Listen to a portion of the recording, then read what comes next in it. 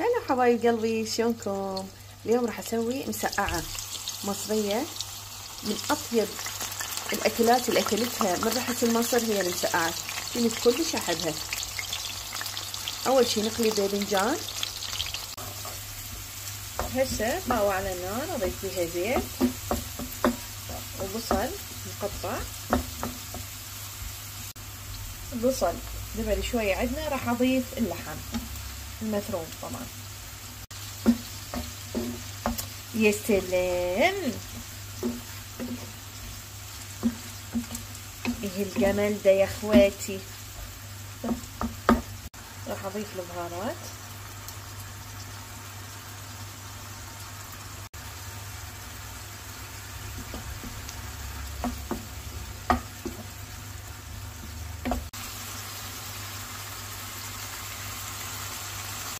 هسه حمس عندنا اللحم، راح اضيف معجون طماطم. طبعا ويا معجون الطماطم اذا تريدون تحبون تضيفون عصير الطماطم تقدرون تضيفون عادي حسب رغبتكم. راح اضيف شوية دبس فلفلة طبعا حسب الرغبة. نخلط الحلوين.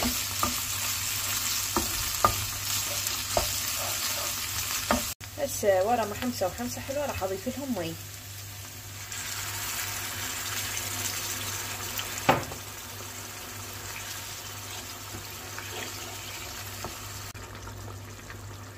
طبعا اذا تحبون تقدرون تضيفون للخلطة ثوم حسب الرغبة ايضا.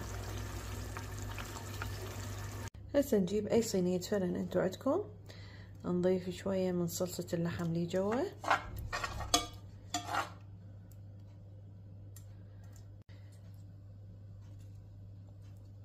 طبقة باذنجان.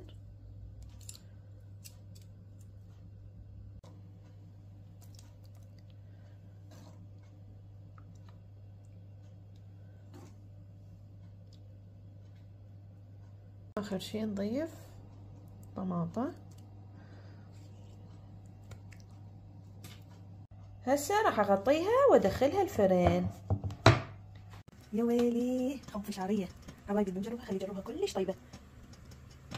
تقدرون تاكلوها ويا تمن الرز ويا الخبز حسب رغبتكم. انا احب اكلها صراحة ويا التمن. خنفة شعرية يا ويلي.